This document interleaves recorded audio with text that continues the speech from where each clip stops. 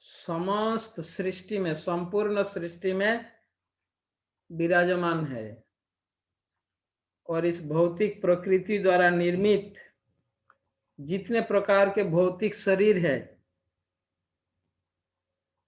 समस्त भौतिक शरीर में जो चेतना का जो विस्तार है वो भी भगवान से ही आया है। इस विषय पर भगवान बता रहे हैं। भगवान समस्त संपूर्ण सृष्टि में विराजमान है और जितने प्रकार की भौतिक शरीर है, जीवों के, प्राणी के शरीर है, प्रत्येक शरीर में जो चेतना का लक्षण है ना, वे भी भगवान का ही विस्तार है। मतलब जीवात्मा भी भगवान का ही विस्तार है ना। जो प्रत्येक शरीर में, भौतिक शरीर में जो चेतना का जो विस्तार है, ये किस प्रकार से, जीव आत्मा अगर ना हो तो भौतिक शरीर एक जड़ पदार्थ के अतिरिक्त निष्क्रिय, एक के अतिरिक्त और कुछ नहीं। आत्मा और परमात्मा के उपस्थिति के कारण ही यह शरीर में चेतना का लक्षण अनुभव हो रहा है।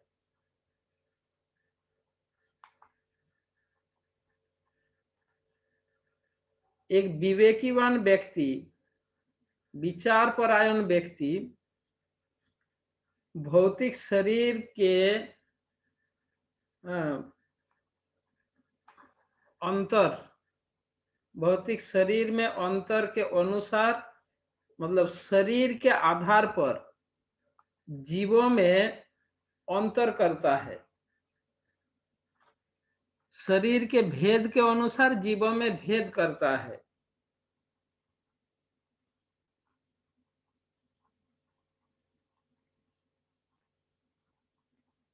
सामान्य व्यक्ति, परंतु विचारवान व्यक्ति, विवेकपूर्ण व्यक्ति कभी भी शरीर के आधार पर, शरीर के भेद के अनुसार जीवों में भेद नहीं करता। उनका दृष्टिकोण ऐसा नहीं होता। वे सर्वत्र, सभी स्थानों पर दिव्य जो चेतना का जो विस्तार है वो दर्शन करता है। और दिव्य चेतना का विस्तार यानी आत्मा और परमात्मा का उपस्थिति, उनका दृष्टिकोण वो दिखता है। ऐसे दृष्टिकोण रखने वाला व्यक्ति ब्रह्मभूत अवस्था को प्राप्त करता है। तो 31वें श्लोक में भगवान उस बात का स्पष्ट कर रहे हैं। यदा भूत पृथक भावम, यदा भूत पृथक भावम एकस्थ अनुपश्यति ततएव च विस्तारम ब्रह्म संपद्यते तदा। इसके अनुवाद में प्रभुपाद जी कहते हैं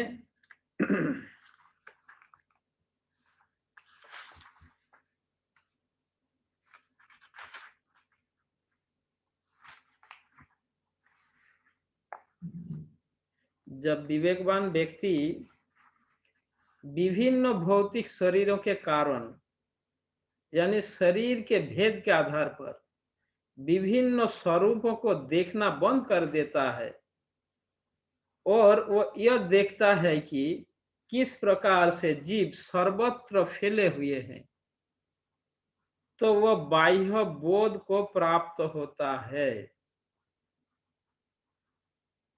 यानी व्यक्ति जब यह देखता है कि जीव, विभिन्न जीवों के शरीर उस जीव की विभिन्न इच्छाओं के कारण उत्पन्न हुआ है, ये जब दिखने में वह सक्षम होता है उसके साथ उस शरीर में स्थित आत्मा का कोई संबंध नहीं है, ऐसा दृष्टिकोण रखने वाला व्यक्ति के बारे में भगवान यहाँ कह रहे हैं। जो भिन्न भिन्न शरीर का जो सृष्टि हुआ, ये जीवात्मा के भिन्न भिन्न भौतिक इच्छा के कारण।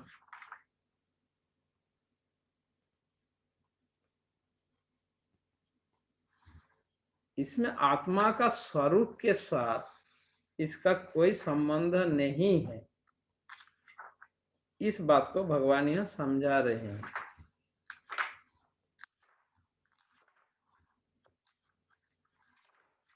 तो इस प्रकार 31वें श्लोक में इस अध्याय में श्लोक संख्या कितना है, कहां तक है?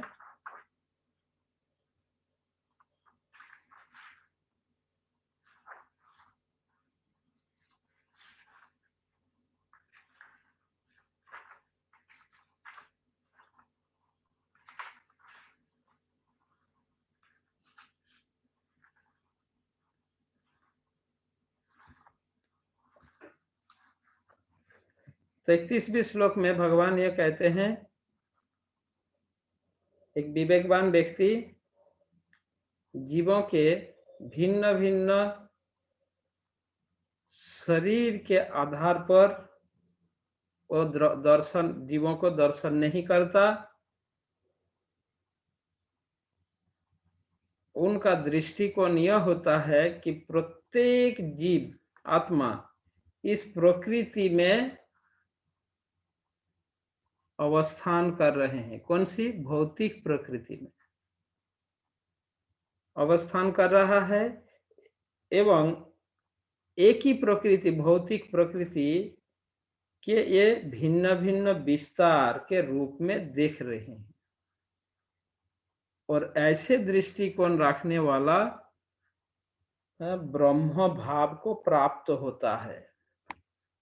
ऐसा दृष्टिकोण रखने वाला ब्रह्म भाव, यानी ऐसा विवेकवान व्यक्ति का दृष्टिकोण किस प्रकार होता है? ये प्रत्येक शरीर में निवास करने वाला, प्रत्येक शरीर का जो एग्जिस्टेंस, अस्तित्व, ये एक दिन ना एक दिन, प्रत्येक अभी जो शरीर दिख रहा है, एक समय ना एक समय यह शरीर विनाश हो जाएगा, नष्ट हो जाएगा, खत्म हो जाएगा, इसका अस्तित्व समाप्त हो जाएगा इस शरीर का।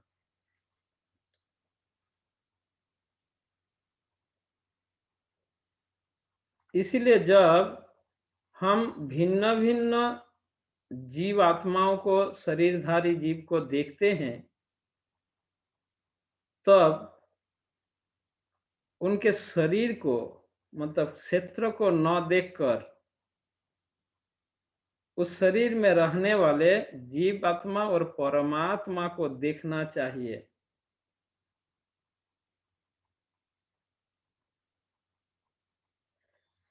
ऐसा लक्षण ही ब्रह्म भाव का, ब्रह्म भाव प्राप्त व्यक्ति का लक्षण कहा गया है।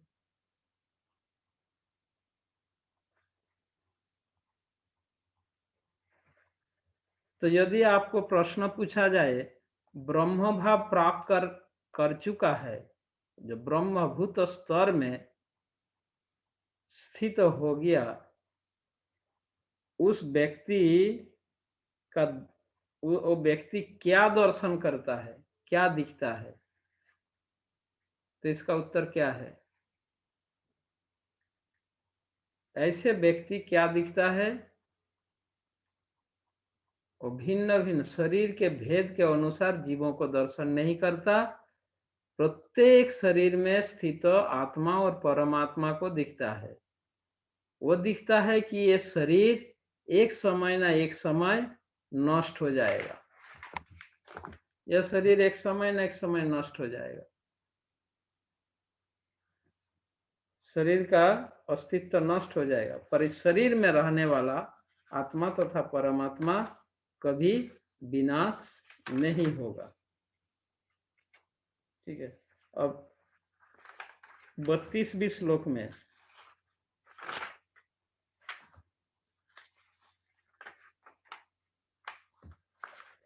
32वें श्लोक में भगवान कहते हैं कि जब कोई व्यक्ति ऐसे ब्रह्म भाव को प्राप्त होता है, 32वें श्लोक में भगवान कह रहे हैं कि ऐसे व्यक्ति ब्रह्मभूत स्तर में जब कोई उन्नीत होता है, तब वो क्या दिखता है?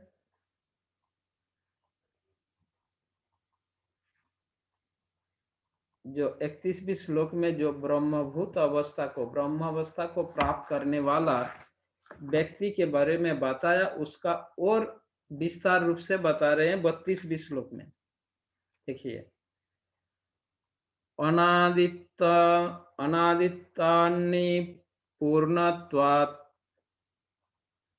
और अनादित्यान् निर्गुणत्वान् परमात्मा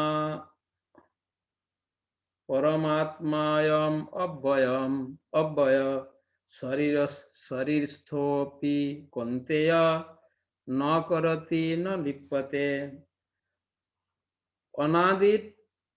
अनादित्यान् निर्गुणत्वान् परमात्मा अयम् अव्यय शरीरस्थो अपि कौन्तेय न करोति न लिप्यते।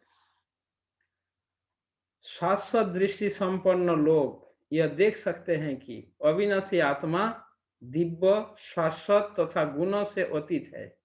हे अर्जुन, भौतिक शरीर के साथ संपर्क होते हुए भी आत्मा न तो कुछ करता है और न लिप्त होता है। किसी विषय में, किसी कार्य में न वो लिप्त होता है। तो ब्रह्मभूत अवस्था में व्यक्ति क्या दिखता है, उसका और विस्तार रूप से भगवान यहाँ बता रहे। उनका वो दिखता क्या दिखता है? वो दिखता है कि यह जो आत्मा ये अनादि है, निर्गुण यानी प्रकृति के 3 गुणों से परे, प्रकृति के 3 गुणों के कोई प्रभाव उनमें नहीं होता, यानी भौतिक प्रकृति के अतीत है। हे कुंती पुत्र, भौतिक शरीर में ऐसा व्यक्ति यद्यपि भौतिक शरीर में रहने पर भी भौतिक शरीर द्वारा ये प्रभावित नहीं होता। तो जीव तो वो यह दिख पाता है कि जीवात्मा यद्यपि भौतिक शरीर में है, पर आत्मा कुछ नहीं कर रहा है और न ही है वो किसी कार्य में लिप्त होता है और न ही वो कोई कुछ करता है। तो यहाँ पर भगवान श्री कृष्ण अत्यंत स्पष्ट रूप से कह रहे हैं कि केवल मात्र शरीर का परिवर्तन होता है, आत्मा अव्यय यानी अपरिवर्तनीय रहता है। आत्मा अव्यय, परम आत्मा अयम अव्यय। अयम का अर्थ यह, अव्यय मतलब यह आत्मा, आत्मा और परमात्मा, इसमें कोई परिवर्तन नहीं होता है।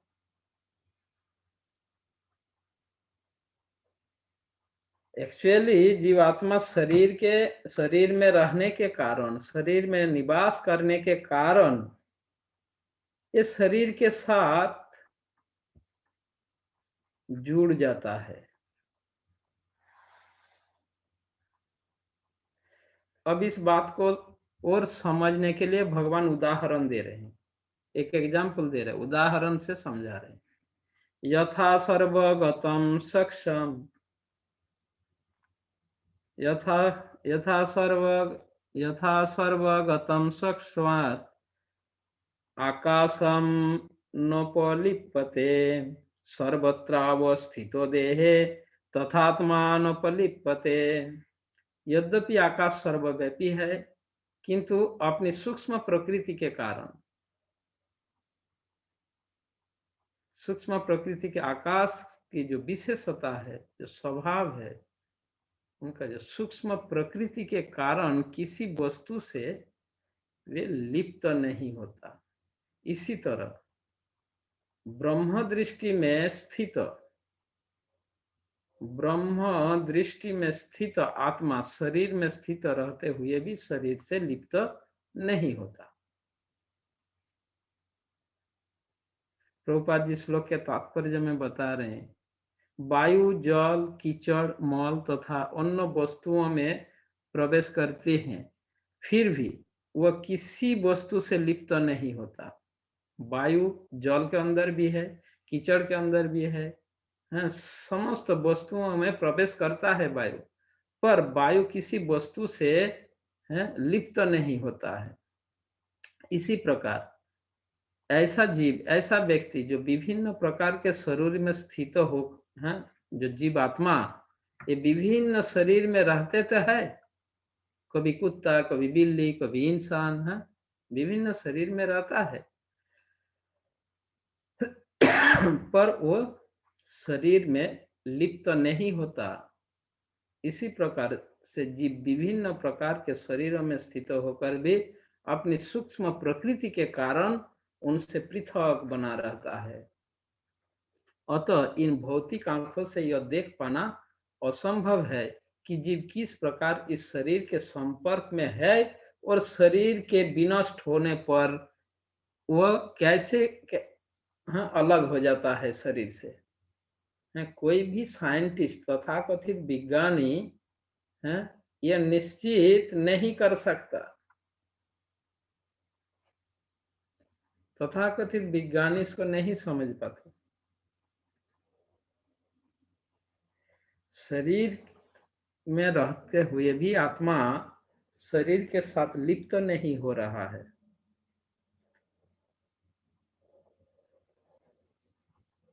जिस प्रकार यहाँ पर भगवान उदाहरण दे, आकाश जल के अंदर भी है, वायु यथा सर्वगत सत्स्वात्, इस सूक्ष्म प्रकृति स्वभाव के कारण किसी में लिप्त नहीं हो रहा है। तो जो वस्तु जितना अधिक स्थूल होता है वो उतना ही उनमें लिप्त होने की संभावना है, और जब यह स्थूल स्वभाव, स्थूल रूप होता है तभी हम देख पाते हैं। जैसे वायु को हम देख नहीं पा रहे हैं, अनुभव करते हैं तो हम पता चलता है वायु है, पर जल का प्रकृति स्वभाव स्थूल है, वायु से अधिक स्थूल है, इसका हम जल को दिख रहे हैं, पत्थर को, मिट्टी को, बाकी वस्तुओं को। अब जैसे ही वस्तु अधिक सूक्ष्म हो रहा है तो उसको हम उस तरीके से दिख नहीं रहे, पर हम देख सकते हैं ज्ञान चक्षु से। यदि ज्ञान चक्षु से हम देखें वायु को दिख सकते हैं,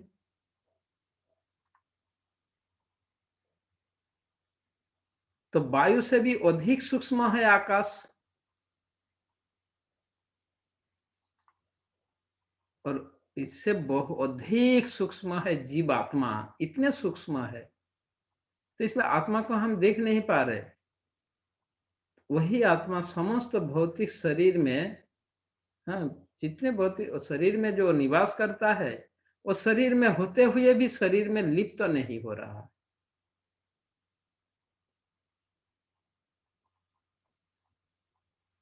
तो इस भौतिक शरीर में पांचों, क्या 8 तत्व है ना, मिट्टी, जल, अग्नि, वायु, आकाश। मिट्टी, जल, अग्नि, वायु, आकाश, इनमें से सामान्य इसको 5 को स्थूल तत्व कहा गया है या नहीं, और 3 को सूक्ष्म कहा गया, मन, बुद्धि, अहंकार। ये 5 स्थूल तत्वों में से क्या पांचों को हम देख पाते हैं क्या?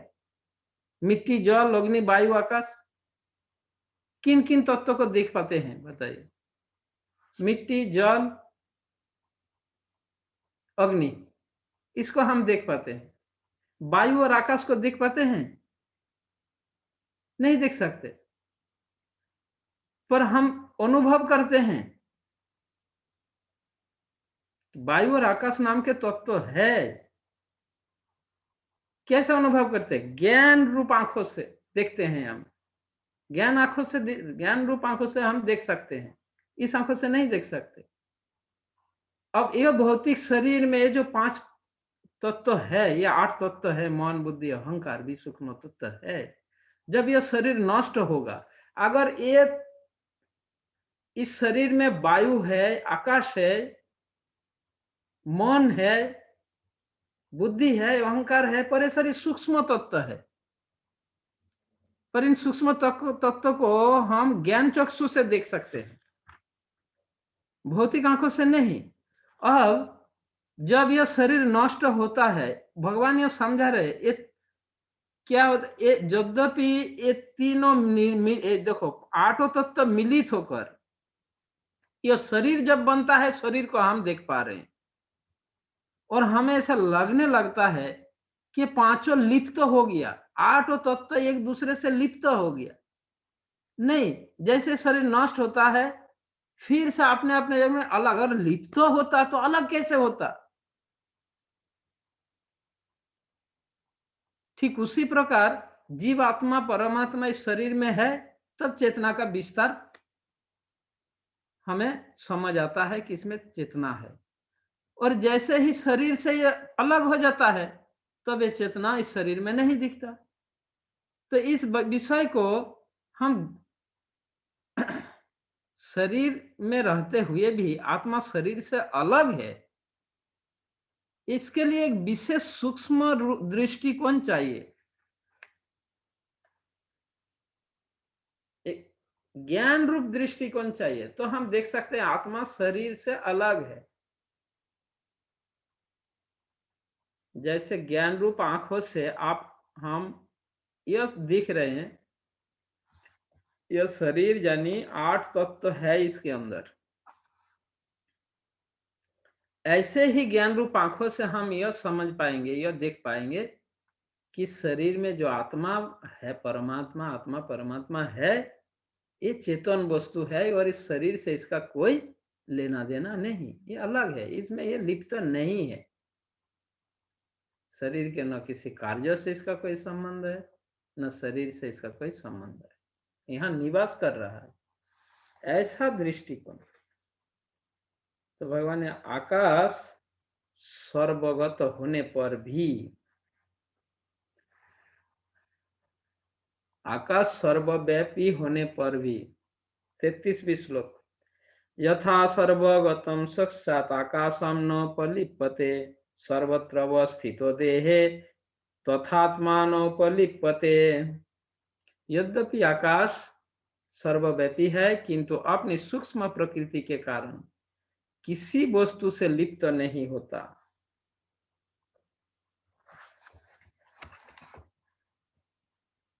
तो भगवान ये बता रहे हैं, जड़ और चेतन वस्तु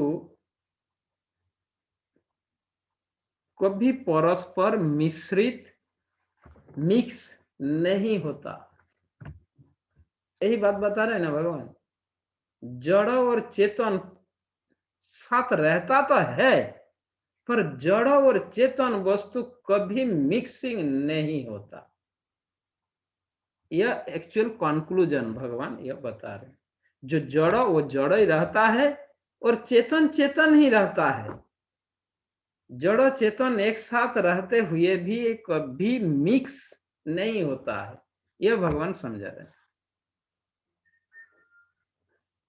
अब जो सूक्ष्मदर्शी नहीं है तथा जो भौतिकतावादी है, उनके दृष्टिकोण में जब एक साथ रह रहा है तो उनके दृष्टि में मिक्स हो गया, वो दिखता है।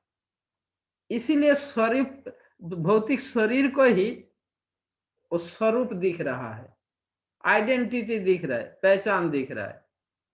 उनका दृष्टिकोण में यह कमी है, वो दोनों को अलग करके दिख ही नहीं पा रहे। इसलिए उनके दृष्टिकोण को भौतिक दृष्टि कहा जा रहा है, वो असली दृष्टा नहीं है।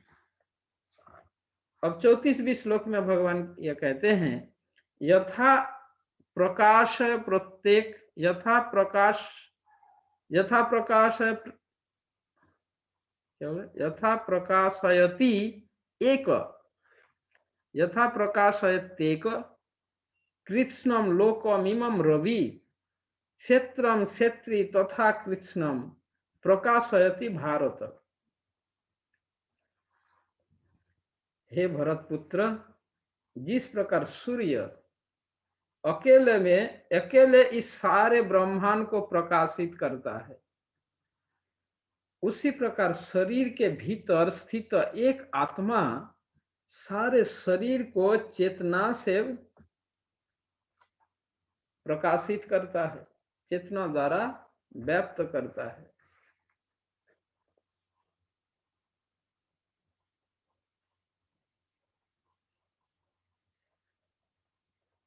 तो 34वें श्लोक में भगवान ने जो सिद्धांत तो कहा, 33वें श्लोक में भगवान ने जो सिद्धांत तो बताया, 34वें श्लोक में उसी सिद्धांत के लिए एक और उदाहरण दे रहे हैं। उसी को समझाने के लिए 34वें श्लोक में एक और उदाहरण भगवान बता रहे हैं।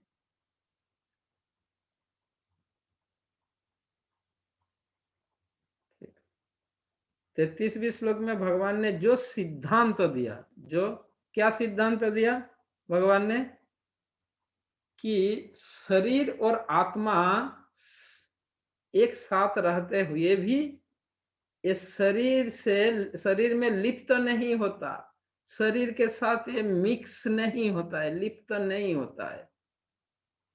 इसको समझाने के लिए एक और उदाहरण 34वें श्लोक में भगवान बता रहे हैं।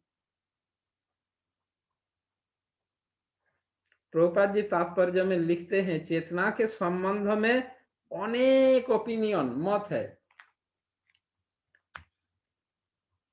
यहाँ पर भगवत गीता में सूर्य तथा धूप का उदाहरण दिया गया है।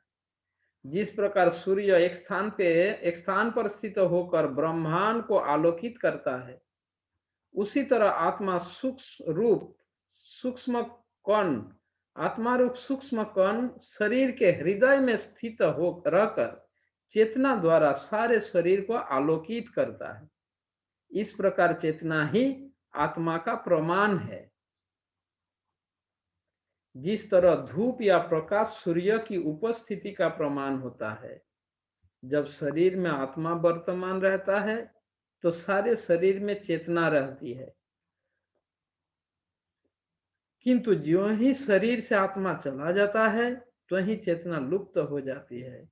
इसे बुद्धिमान व्यक्ति सुगमता से समझ सकता है। अतएव चेतना पदार्थ के संयोग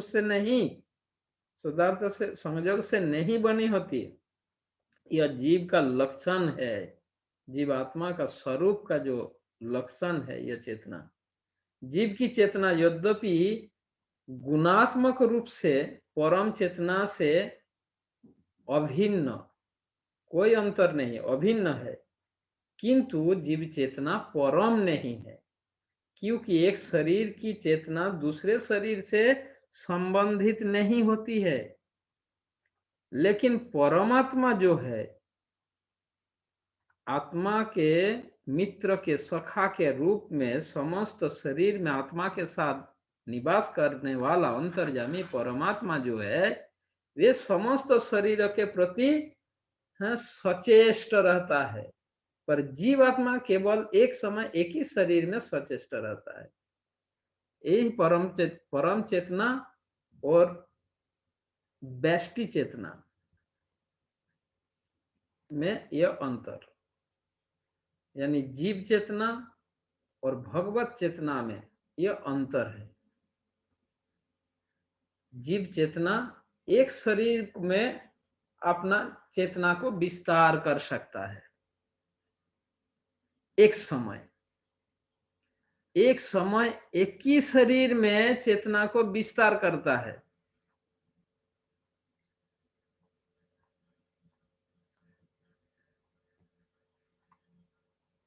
सेम टाइम एक जीवात्मा दोनों शरीर में चेतना का विस्तार नहीं कर सकता। हमारे शरीर में कितने जीवात्माएं हैं?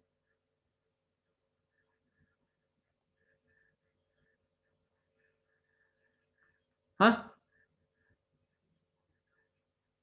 चरण सेविका माता जी, हमारे शरीर में कितने जीवात्माएं हैं? एक ही है ना प्रभु जी, जीवात्मा तो एक ही है।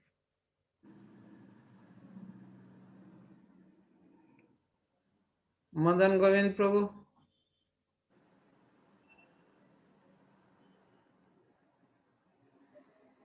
हमारे शरीर में कितने जीवात्माएं हैं?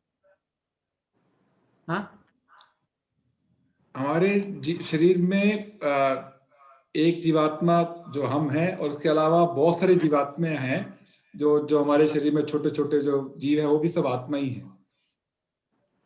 ठीक है, करोड़ों करोड़ों जीवात्माएं हैं इस शरीर में। ठीक है, बहुत से जीव है।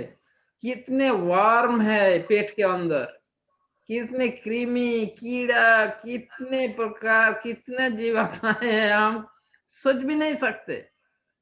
अब देखो, प्रत्येक आत्मा हमारी मनुष्य, जो मेरा जो आइडेंटिटी है, ये मेरा इस शरीर को चेतना द्वारा व्यक्त कर रहा है। पर अगर मेरी आत्मा निकाल भी जाए तो मेरे शरीर में और भी बहुत सारे आत्माएं हैं। उस आत्मा से मेरे शरीर में, बॉडी में चेतना का कोई लक्षण नहीं रहेगा। है ना, नहीं रहेगा। ऐसा नहीं कि मेरे आत्मा निकल गया तो इस शरीर में कोई आत्मा ही नहीं है, ऐसा हो ही नहीं सकता। बहुत सारी आत्माएं यहाँ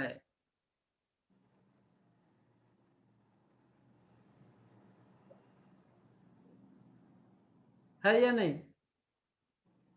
पर उस आत्मा से उस आत्मा के शरीर जो वो उसमें चेतना दे रहा है, पर मेरे शरीर में नहीं देगा। ऐसा ही भगवान यहां समझा रहे, इस प्रकृति में सारे जीवात्माएं अवस्थान कर रहे हैं। प्रकृति में इसके शरीर के साथ, ये जो शरीर अलग अलग शरीर में है, अलग अलग शरीर में रहकर इस प्रकृति में रह रहा है। ये शरीर का रूप, ढंग, रंग ये अलग अलग है। शरीर का रूप, रंग, ढंग अलग अलग है, शेप, आकृति अलग अलग है, पर आत्मा वही है, सेम, जो चेतन वस्तु है।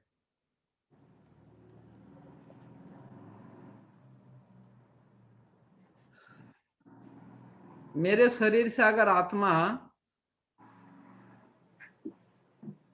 जब अलग हो जाएगा मेरे शरीर से, आप मेरे कितना ही नजदीक क्यों ना हो,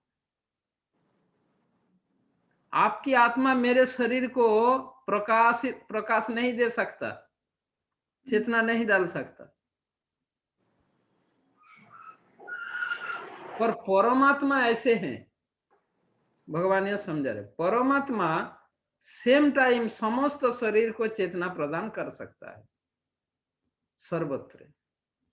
तो ही परम चेतना और बेष्टि चेतना में यह अंतर होता है।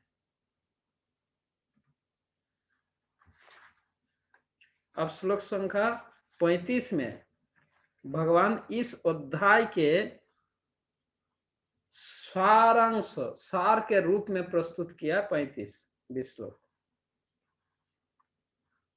क्षेत्र क्षेत्र गयोर एवं अंतरम ज्ञान चक्षुषा भूत प्रकृति मोक्षम च ये विदुर यान्ति ते परम। जो लोग ज्ञान के वस्तुओं से शरीर तथा शरीर के ज्ञाता के अंतर को देखते हैं ज्ञान के चक्षुओं से। जो लोग ज्ञान के चक्षुओं से शरीर तथा शरीर के ज्ञाता के अंतर को दिखता है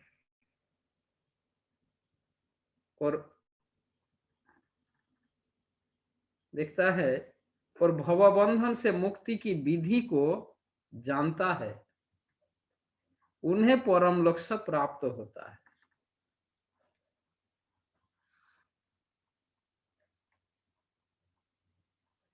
अध्याय का नाम अध्याय का नाम क्या है हम जो पढ़ रहे हैं?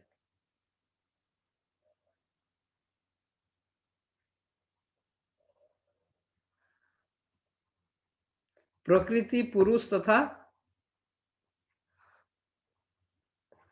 पुरुष और तथा चेतना है ना। तो इस अध्याय का नाम से ही यह स्पष्ट हो रहा है कि इस अध्याय का विषय ही है भौतिक प्रकृति, पुरुष यानी आत्मा और परमात्मा, और चेतना यानी इन दोनों का स्वभाव, प्रकृति पुरुष तथा चेतना। श्रील प्रभुपाद तात्पर्य में यह बताते हैं इस 13वें अध्याय का तात्पर्य यही है कि मनुष्य को शरीर के स्वामी तथा परमात्मा के अंतर को समझना चाहिए।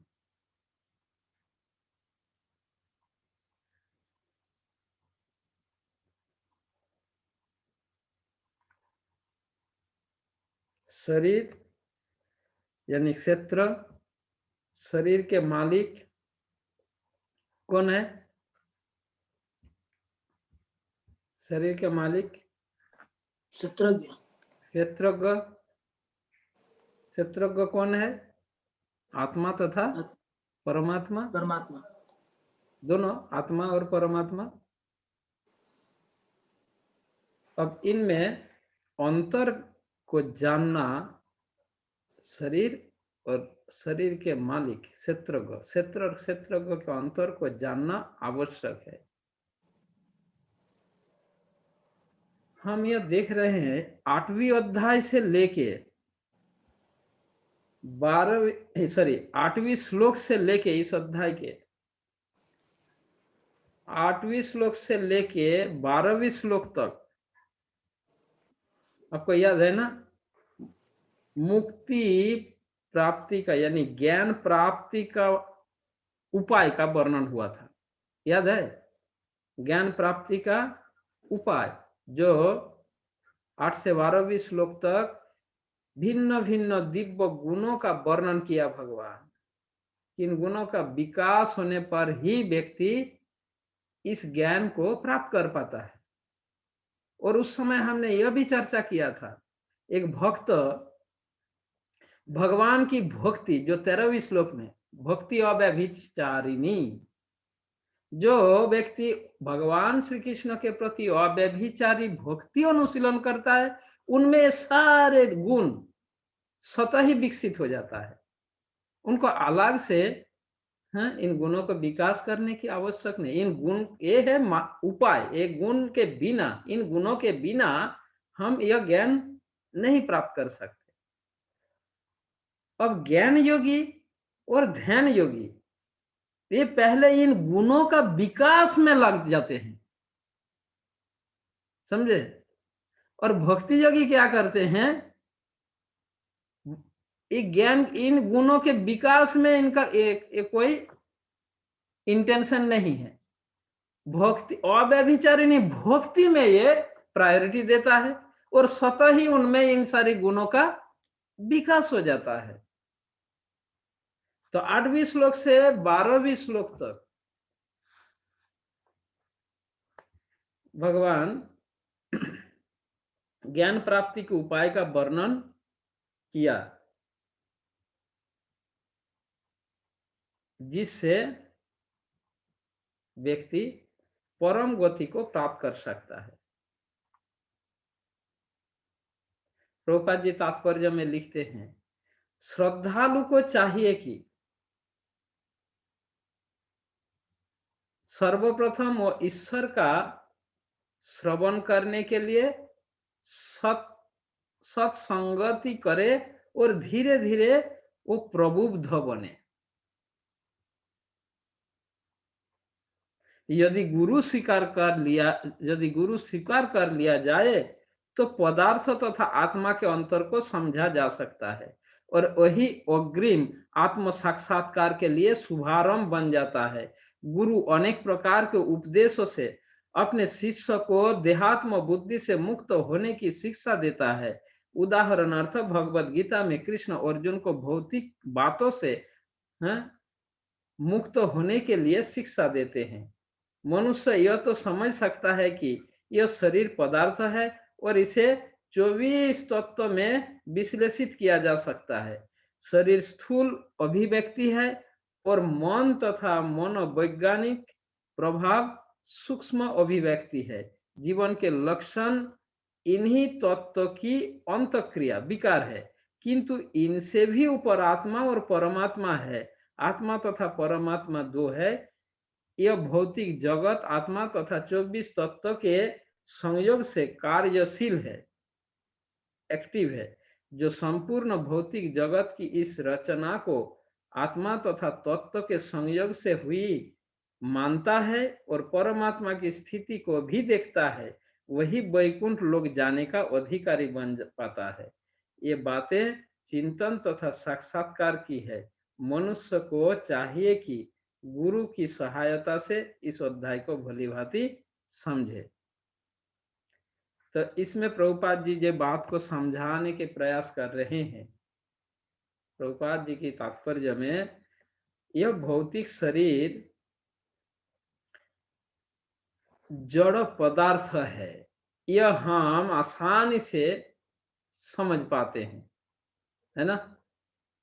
यह भौतिक शरीर जड़ पदार्थ है, इस बात को हम आसानी से समझ पाते हैं। जो 24 भिन्न भिन्न 24 तत्व से यह भौतिक शरीर निर्मित है, उन 24 तत्वों का जो स्थूल रूप है वह है यह शरीर। इन शरीर को फिर से 24 तत्व अलग अलग कर देंगे तो यह शरीर का इस स्थूल रूप को हम दर्शन नहीं कर पाएंगे, दिख नहीं पाएंगे। और जब ये 24 तत्व एक साथ जब मिलित हुआ, एक साथ हुआ, तब हम इसको इस रूप में देख रहे हैं। ठीक। अब इस 24 तत्व जो पारस्परिक अंतःक्रियाएं इसके इस 24 तत्व के साथ जो आत्मा, इसके साथ आत्मा का जो संयोग है, 24 तत्व और आत्मा के संयोग से पारस्परिक अंतःक्रिया से फिर नया शरीर उत्पन्न हो रहा है।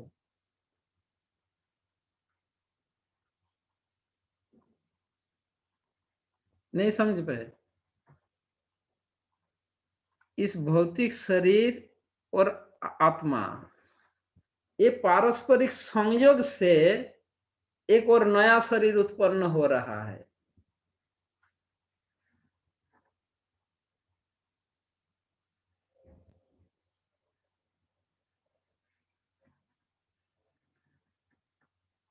शरीर में और आत्मा का संयोग अगर न हो तो नया शरीर उत्पन्न नहीं होगा।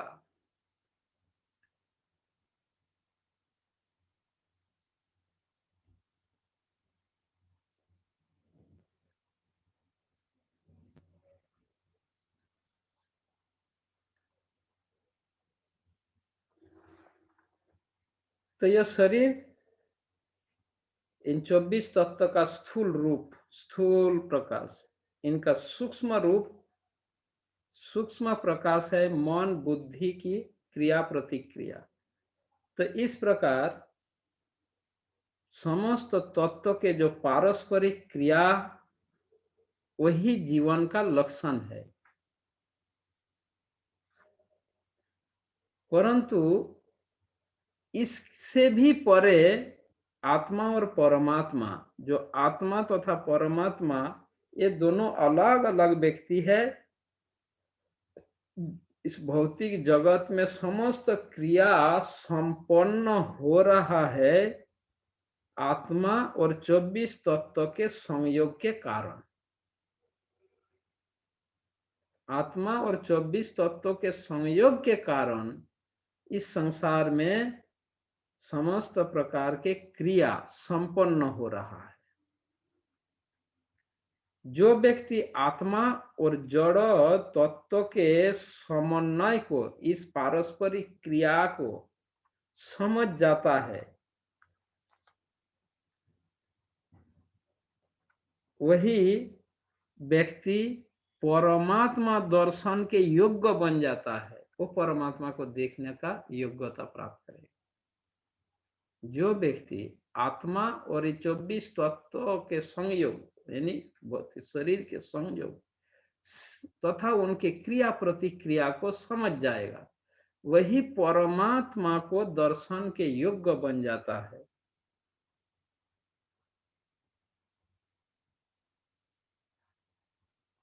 और तब वो परमात्मा का अनुभूति करते हैं। इसी को भगवान समझाया कि ब्रह्म भूत स्थिति, ब्रह्म अवस्था को प्राप्त होना, इसको भगवान समझाया। अब इस ब्रह्म अवस्था को प्राप्त होना भौतिक संसार में,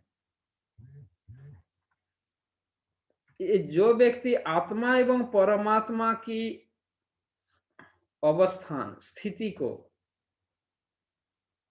दर्शन कर पाता है और इन दोनों में पारस्परिक संबंध को समझ पाता है, वो क्या भगवान के आध्यात्मिक जगत में वापस जाने का योग्यता प्राप्त करता है।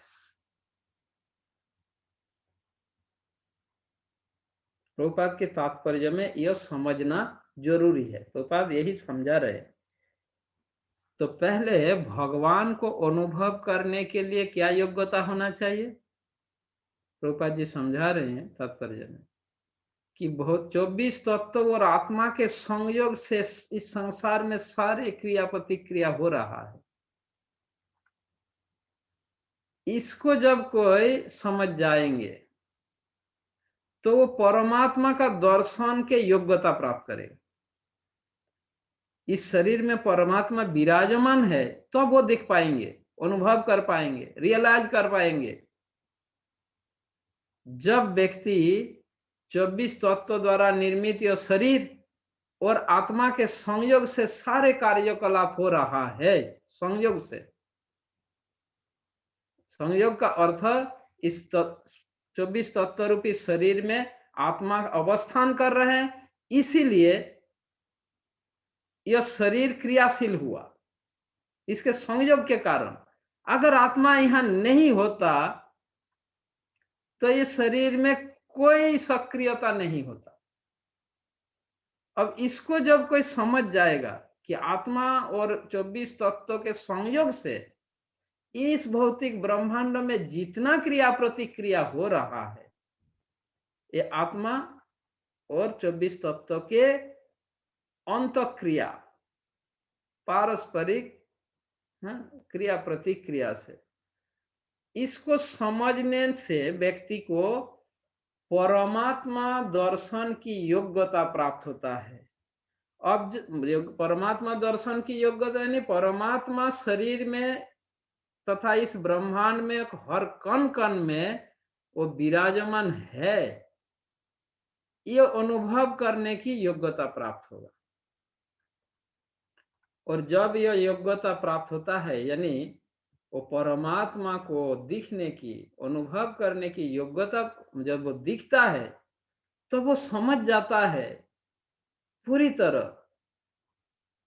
जीवात्मा क्या है, परमात्मा क्या है, या शरीर क्या है, ये सब कुछ वो और स्पष्ट रूप से समझ जाता है।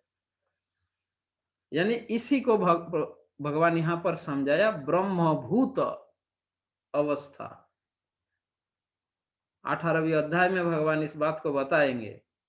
ब्रह्मभूत प्रसन्नात्मा न सोचति न कांक्षति सम सर्वेषु भूतेषु मद भक्तिम लभते पराम। उसके बाद भगवान ने क्या कहा,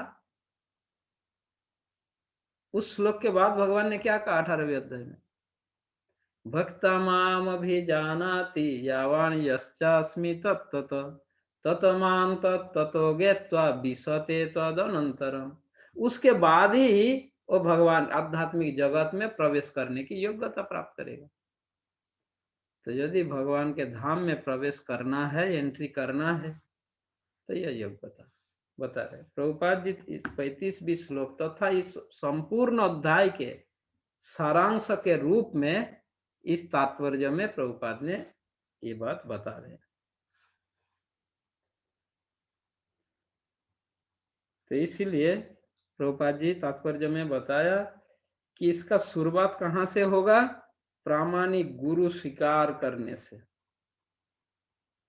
प्रभुपाद ने बताया इसका शुरुआत होगा, शुभारंभ होगा कहाँ से, प्रामाणिक गुरु।